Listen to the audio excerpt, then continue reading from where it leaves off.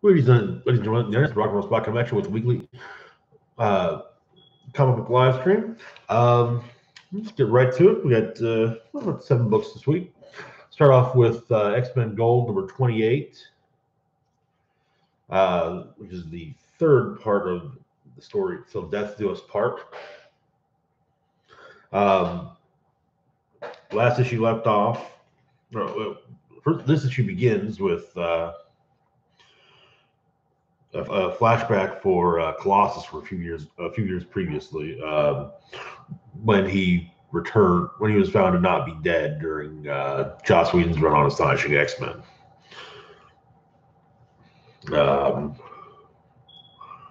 Now we get cut to now, where the Mutant Sentinel Alpha informs Piotr that the procedure to extract the remnants of the legacy virus from Colossus's blood won't kill him, which he figured, which Alpha thought might concern Colossus. Though Colossus claims to be filled with too much rage to care at the moment. Though Alpha then informs him that while the procedure won't kill him, the results of it surely will.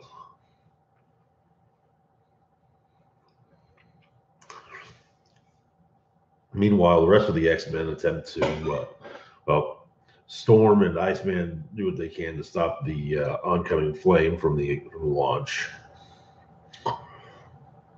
Meanwhile, Nance informs Prestige, Shadowcat, and Nightcrawler what her plan is, and then also says that, decides that, hey, she will give the X-Men the opportunity to, go home and say goodbye to their loved ones. Make your peace. And Shadowcat probably punches her in the face for it.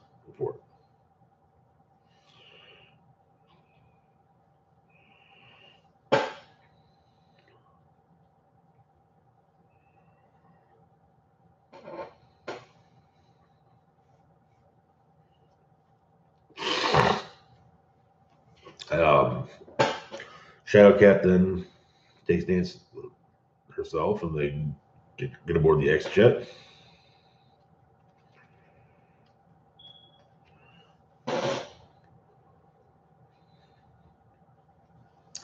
And then Prestige attempts to psychically glean the information from Nance. However, Nance has some psi shields in place. It takes some doing, though.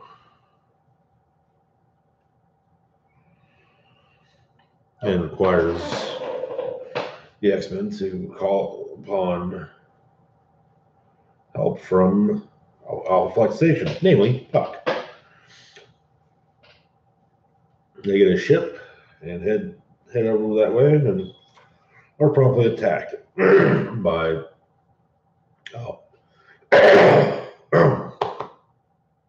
Alpha. And at the space station that Alpha is basing himself out of. I mean, of course, to stop the attack, Storm steps out of the ship and uses her hammer Stormcaster and saves most of the day. I say most of the day because one missile still manages to get through.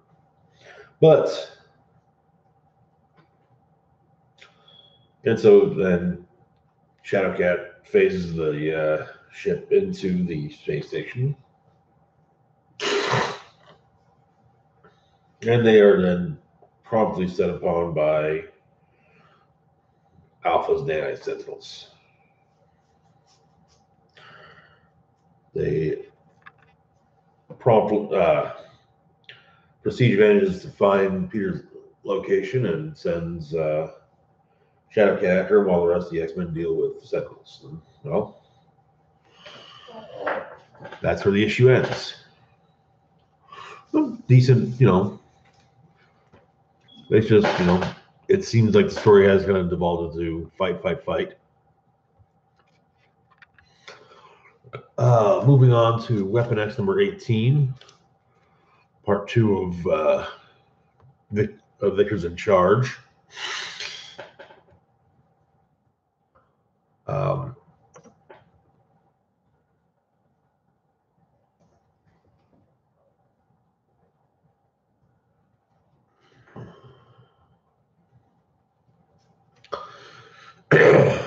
last issue ended with Omega Red taking Sabretooth into the snow of Siberia, while of course Sabretooth bitched and moaned, and the mutant prisoners attacked the rest of the team.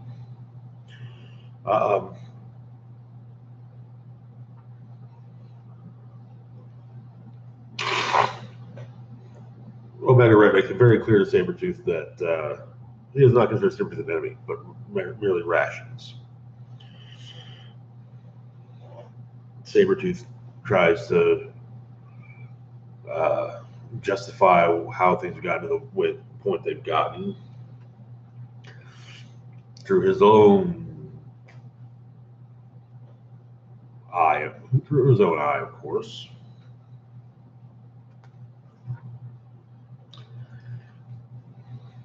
The rest of the team takes on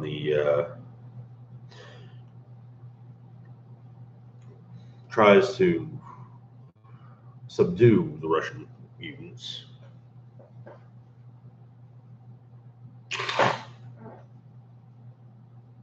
Though Sabretooth does have a moment of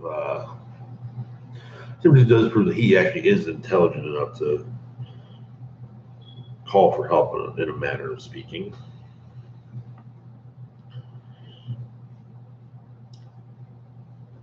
And realizes that his life force doesn't do much to sustain him.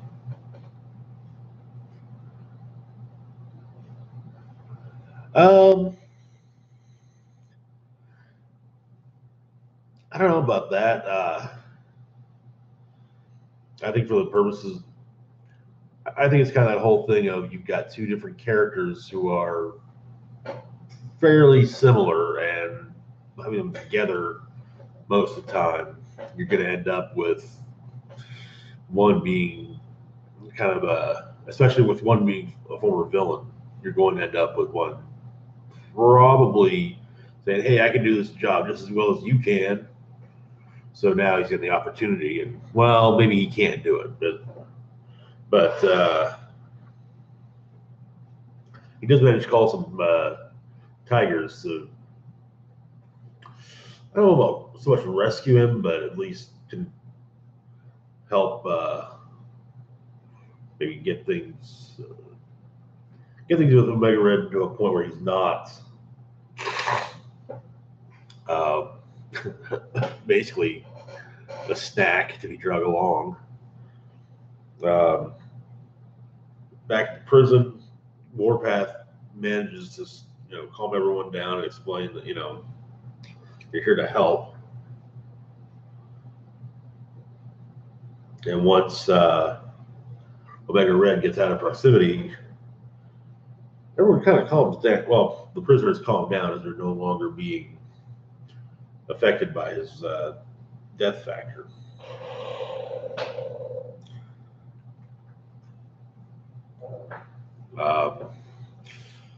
Warpath informs Domino that Creed's been talking to someone planning a job. Domino's all, "Oh, hey, a job, cool." But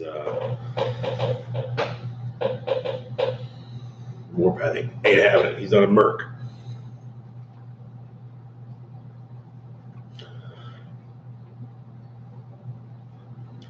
And anyways, those tigers, Sabretooth and Omega Red ended up fighting them side by side. You can see here.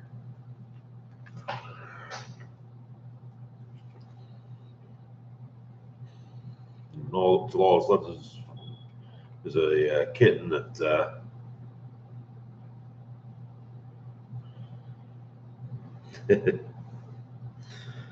Yeah.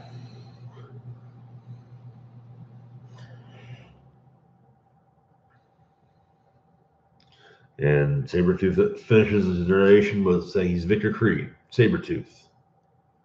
And yeah, that scene with Omega Red and Sabretooth making a nice poster. He finishes things up by saying he's Victor Creed, Sabretooth, the toughest, meanest, deadliest mutant who ever lived, and the best damn X-Men that ever was. Looks like next up we'll have Weapon X running into the Russian version of S.H.I.E.L.D., Sickle. Next up, we got Old Man Logan, number 40. Continuing the story from earlier, Glob loves, man kills. So Glob goes back to the mansion wearing an overcoat and the suicide vest. He tries to avoid his friends because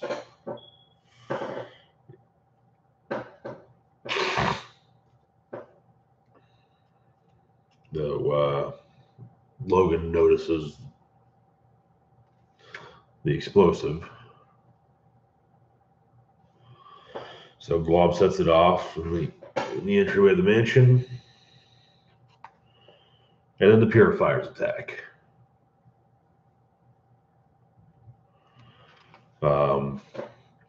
It's real simple. Enola ends up taking getting the students to safety. Old Man Logan leads the rest of the Junior X-Men, I guess, on hand against the Purifiers. And it turns out that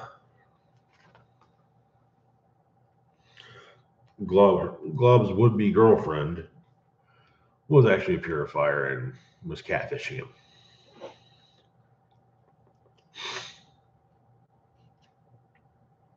But yeah.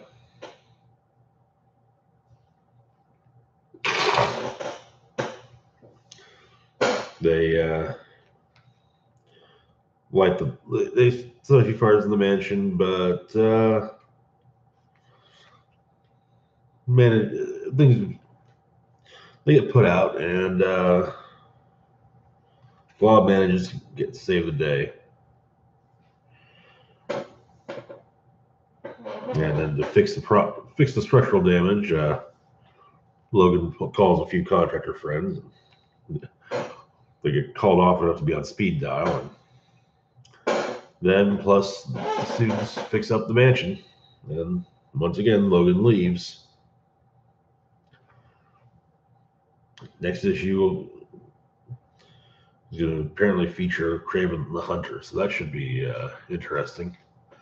I've never actually seen the Wolverine story where Wolverine took on the actual Kraven the Hunter. Took on a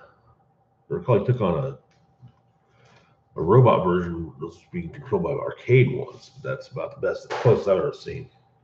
Next up, we got the Hunt for Wolverine, Mystery in Madripoor, number 1. Starts off with Psylocke narrating, reminiscing about Logan. All that he was: savage and primal, stoic and honor bound, a hero, a warrior, a teacher, a friend. Logan, Wolverine.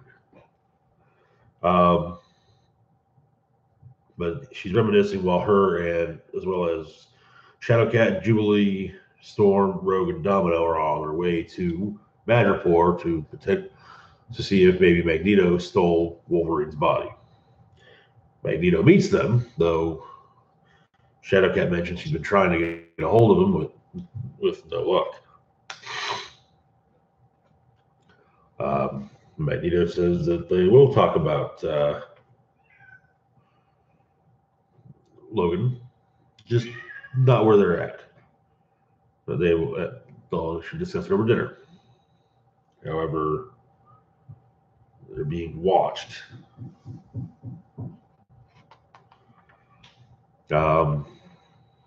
Before dinner, they go to the Princess Bar and say the word Yashida, which so Halliday takes them to special room Logan had set aside in the rebuilt bar. One of the few which has more than a few keepsakes of his past.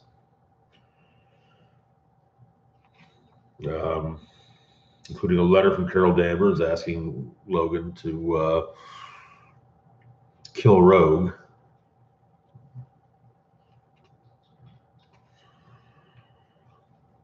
Anywho, after as well as a picture of Shadowcat as in her Sprite outfit, roller skates and all. After going through all that, the ladies borrow some clothes from the bar and go meet Magneto for dinner. Only to discover that they'd been had. That Magneto's not actually there, but rather a woman named Mind Blast, who is an associate of Viper's. Also with her are Knockout,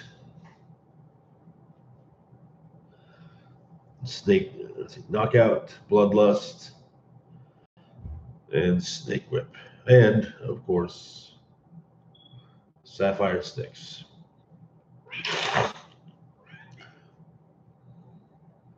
Half of the group manages to escape. Shadowcat, Domino, and Jubilee.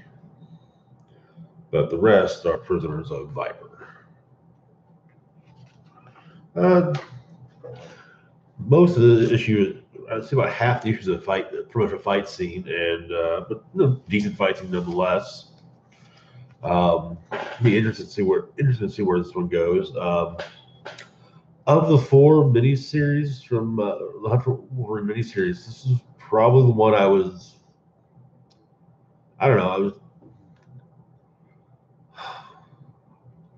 say it's the one I was least looking forward to, but I wasn't chomping at the bit for it. And I'm definitely curious for to the next issue. That's for sure.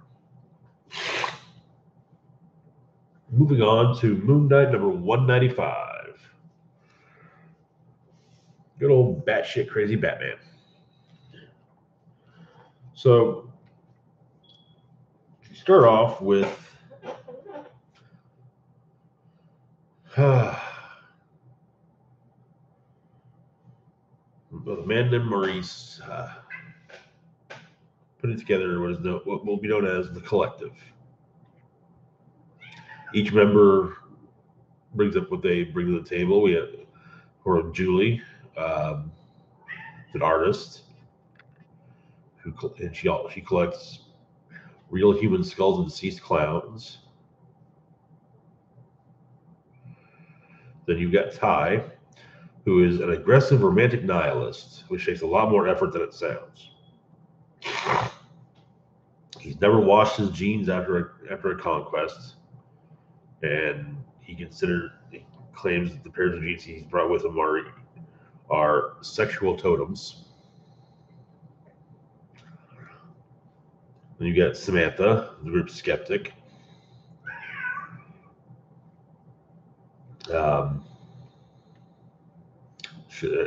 Saying every brilliant idea needs some healthy self-doubt to come to fruition. And frankly, I think that this is a load of shit, and I hate you guys from what I know of you so far.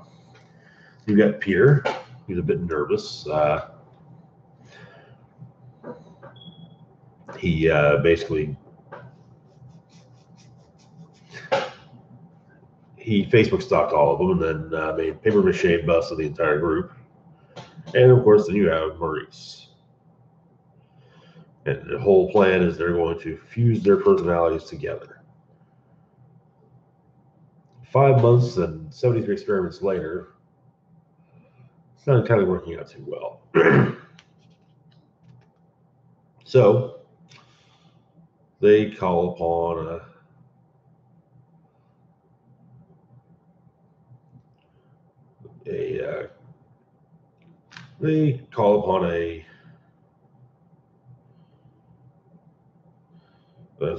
relative of Maurice's and who works for AIM. And they actually managed to combine into one entity. Gross looking, but yeah. Meanwhile, Mark is talking, well, with himself. Explains that for at least a year he's taking it back to street level. Dirtbags, thugs, send him his way. He's content to let the X-Men hold a monopoly on the freak magnet, or the freak market.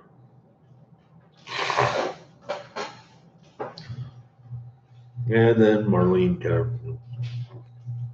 gets him out of it, his head.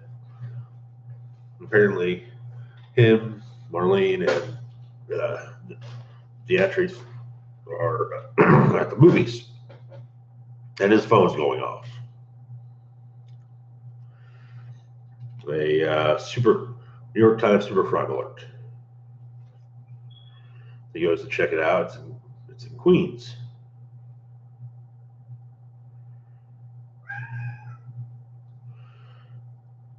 That's where he comes upon the Collective. Nice good shot of what they look like. Apparently, if the Collective touches your skin, you get absorbed into it. This sadly happens to an officer. And then, of course, they go after Moon Knight.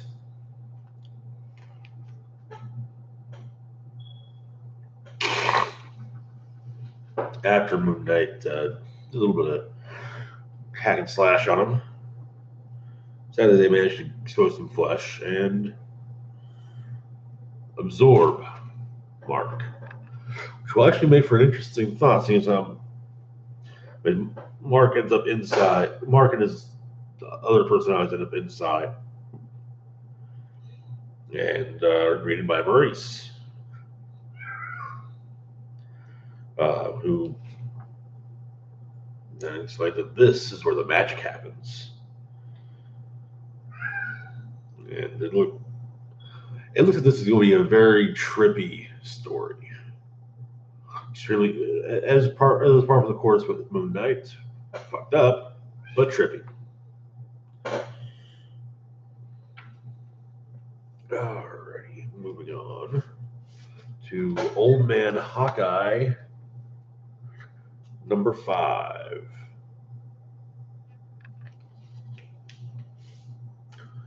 So we start off with Red Skull talking with one of his subordinates. In fact, pretty sure that subordinate showed up in Old Man Logan as Hawkeye's contact for setting up Hawkeye.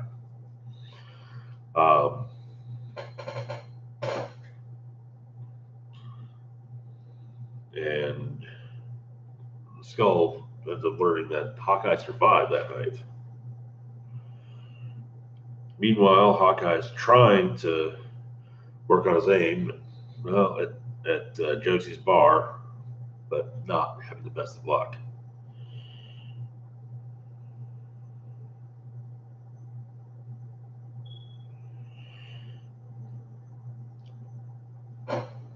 Kirk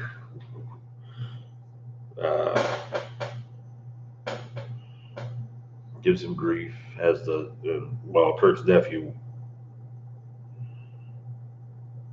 Dwight works with an Ant-Man helmet, and then the Madrox Venom Brood attacks.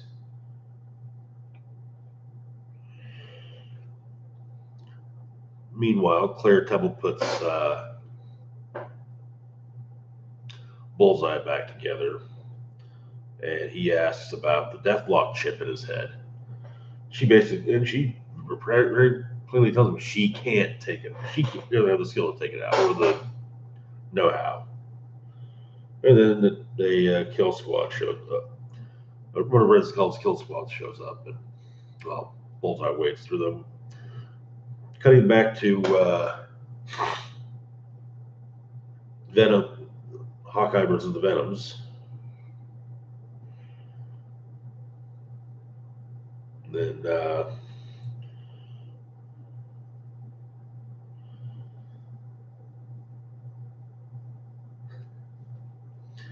once they realize very quickly that it's Venom plus a Madrox. Though Hawkeye remembers the weakness of Venoms from back in the day, fire. However, one of the Venoms ends up getting to Turk and ripping him in half. So Hawkeye grabs Turk's nephew Dwight, and they have a moose with a piece of a Venom symbiote on the front of the car. Cutting back to Bullseye, having killed the Kill Squad and now meeting up with Taskmaster.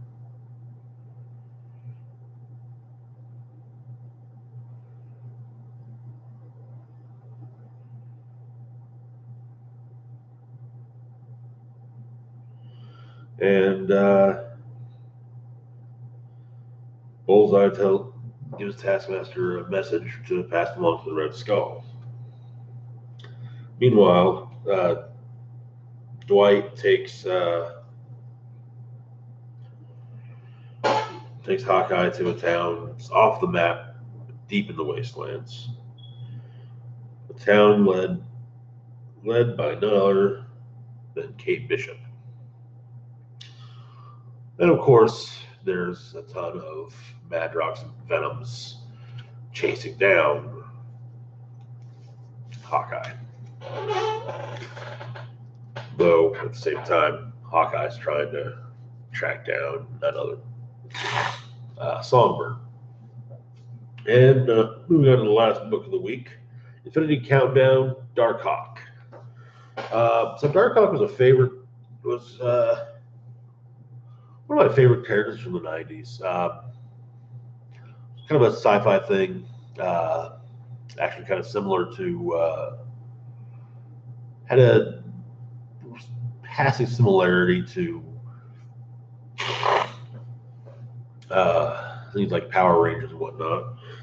So in space at Shi'ar Outpost number 4, a Brotherhood of Raptors ship has crashed, and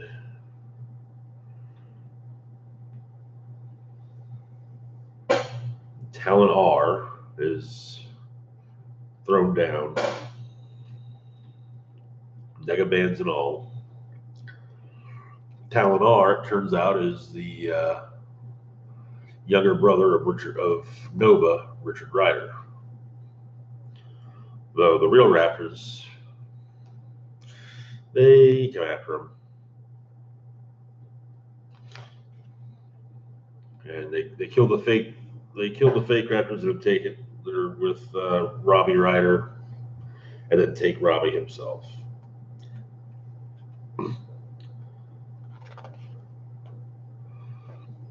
Cut back to Hell's Kitchen. Officer Chris Powell's in a pursuit, and it turns into Darkhawk and attacks goes after the car he's pursuing.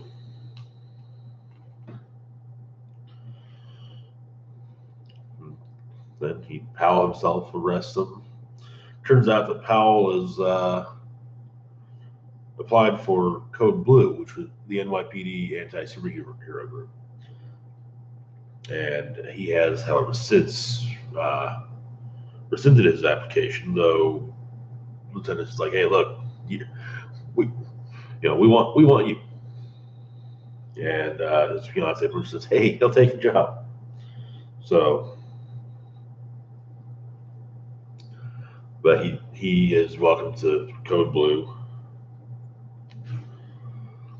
But he goes over to Project Pegasus to see what's up with Darkhawk.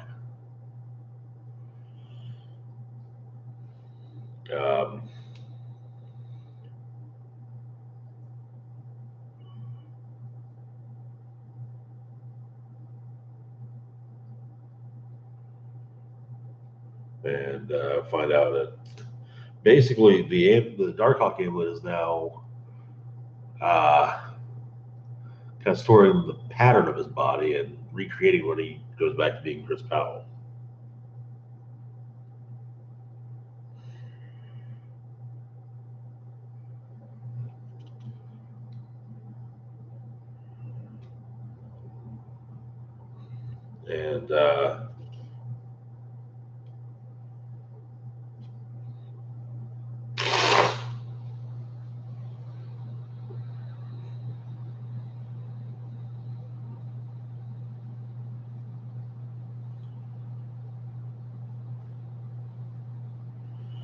And then Richard Rider, Nova, contacts him.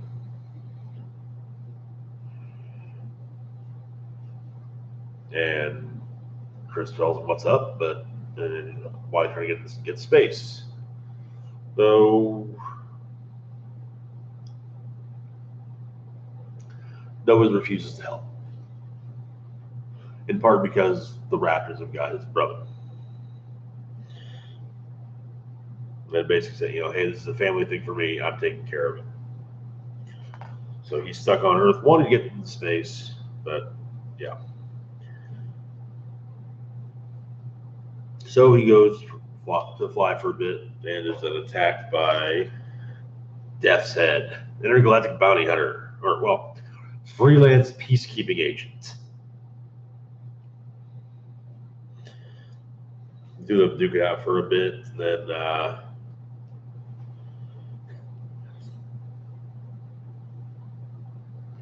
Darkhawk cuts off, slices up one of his guns, and said, I was like, hey,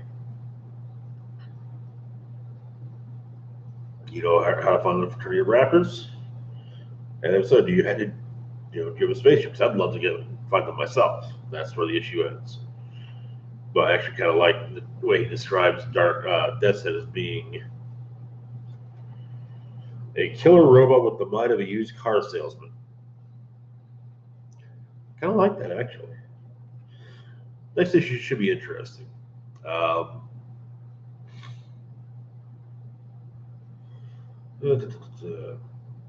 Yes. Guess we'll have to get caught up on the rest of Infinity Countdown here pretty soon. Suffice to say, the Infinity Gems are back in play.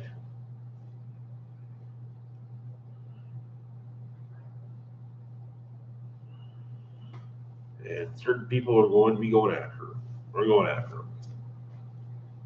Oh, that's it for this week's comic book live stream. We'll be back about this time next week. As always, feel free to like, share, and subscribe. Follow me on social media. Links to Facebook, Twitter, Patreon, or the description box down below. This is Rock Rose Box 99 saying live long and rock hard.